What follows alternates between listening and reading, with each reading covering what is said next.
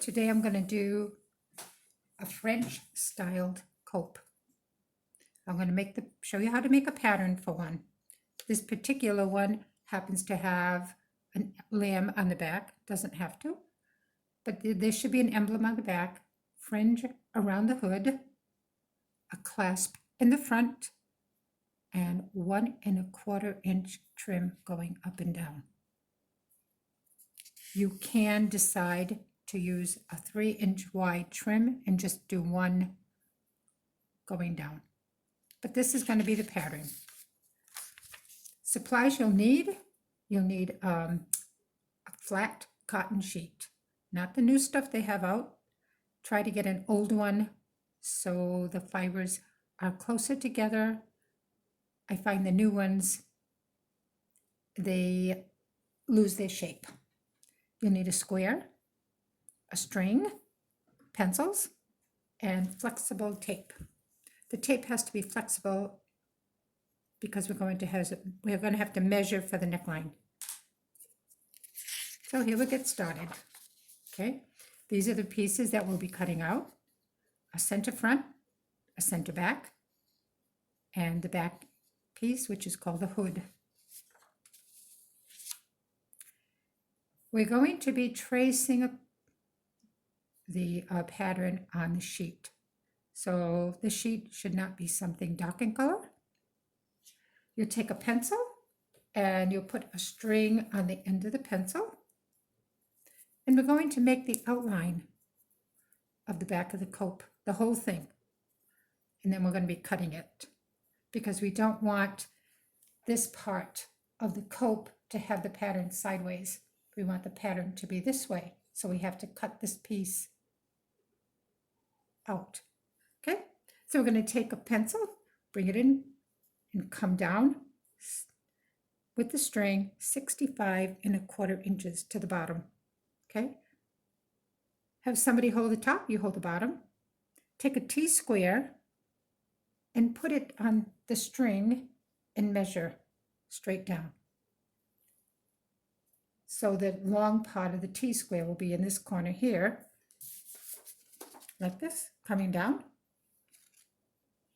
And then after, you're going to be swinging that string with the pencil on the end, and you're going to make a pencil line coming all the way up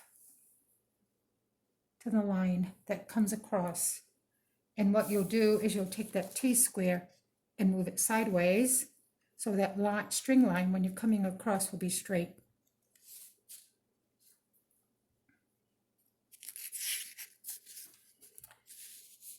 Now, what we've done is we've drawn the entire large piece of the back. So now we have to cut that piece, adding a seam line. So this is what we're going to do. We're going to measure from the bottom 54 and a half inches up, and then we'll measure 10 3/4 inch across, and we'll cut that top piece off. This piece here already has the 1/2 inch seam allowance, but we're going to need an extra 1/2 inch on this one here. So here we are. We're going to take that piece that we've cut off from the top. We're going to extend it by 1 inch to allow for the seam allowance we need for this piece here, plus the one that we lost from the bottom piece. Then we're going to extend a 1/2 inch on this curve. When these copes come together later on, what happens is after you've laid that 1 1/4 inch trim on there, it pulls up. And so when you go to put the two pieces together, this front one ends up being too short. So I just add a 1/2 inch. I don't have to worry about it later. I will round it off and fix it later. So now what you're going to do is you're going to cut a little slit 5 1/4 inches down from here and 7 3/4 of an inch up there. This is going to be the neckline. So here we are. I've enlarged it for you. This is actually the size, but that's not too helpful. Well, maybe it is a little helpful, I hope. And then from that line that you made down here, I'm going to take the tape measure, curve it up till it's 10.5 inches. And then you'll cut this piece out. And I have allowed for the seam allowance. Now the hood. Oh,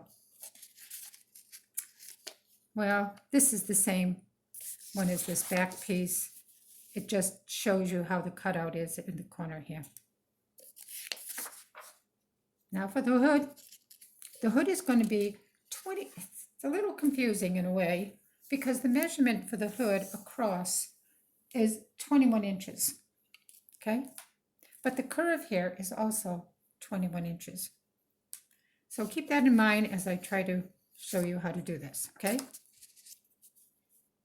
So from here to here is 21 inches. You mark a line, and then 3¼ inches here, you'll make a slit. 3¼ inches here, you make a slit. And then that imaginary line here, where the fabric is, you're going to measure 5½ inches down, and that is where you're going to have the back of the hood and the back of the neck.